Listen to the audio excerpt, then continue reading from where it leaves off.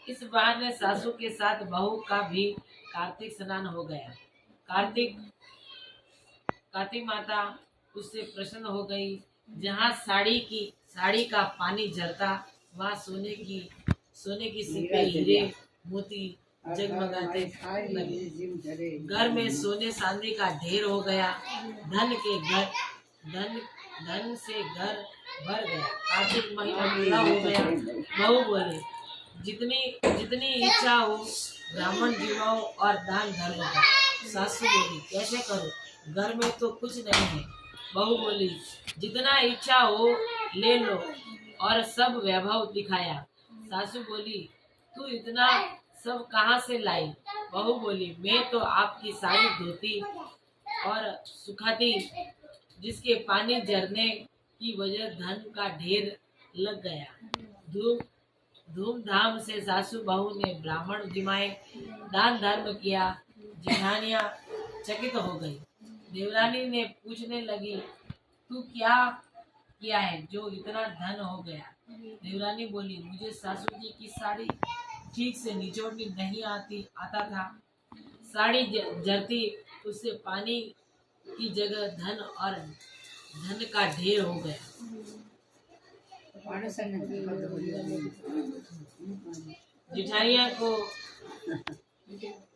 जेठानियों को इसका ईर्ष्या आई।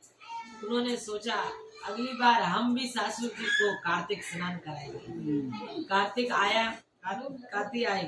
तीनों बहुएं बोली, सासू जी आप कार्तिक नहाओ, हम आपका नियम निभाएंगे। सासू बोली, तुमसे जल्दी उठा नहीं जाता तो कैसे होगा। बहुएं बोली, हम जल्दी उठकर साथ चलेंगे। आप नहाओ तो सही। कार्तिक का महीना आया। सासू स्नान करने गई। बहुएं साड़ी धोती तो बहुत पानी रखती और सुखा देती।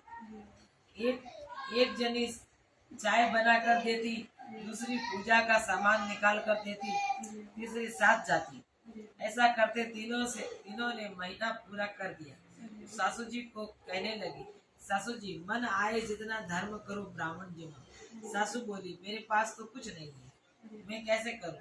बहुएं बोली, हमारे साथ चलो और साड़ी के जरते पानी को धन के रूप में देखने गई, पर देखती है कि वहाँ सांप बिच्छू कीड़िया हो गई। सासू बोली, बहुए ये क्या किया।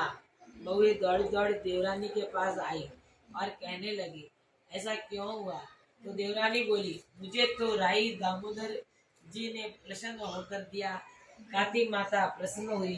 तीनों बहुएं काती माता के पैर पकड़कर विनती करने लगी, भगवान आपने ऐसा क्यों किया। काती माता बोली, छोटी बहू बोली थी, तुम सब ने तो पहले मना ही कर दिया था, पर उनका धन देखकर तुम्हें ईर्ष्या आया।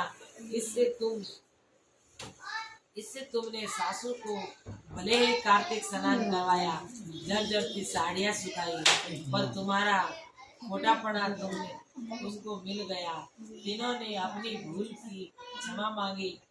अब काती माता ने कहा, तुम्हारे धन का आधा देवरानी को देवो, तब ये श्राप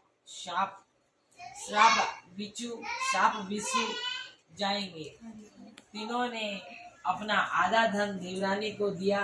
सांप बिच्छू सब अदृश्य हो गए और उनका घर पहले जैसा हो गया। इधर देवरानी बोली, अब क्या मुझे धन देते हो, अब तो राई दामोदर जी की मुझ पर कृपा हो गई है। हे काती माता, राई दामोदर भगवान जैसे छोटी बहू पर प्रसन्न हुए, वैसे सब पर प्रसन्न होना। बड़ी बहुओं से रुष्ट हुए, वैसे किसी पर मत होना। खोटी की खरी, अधूरी की पूरी। बोले कार्तिक मास की जय हो।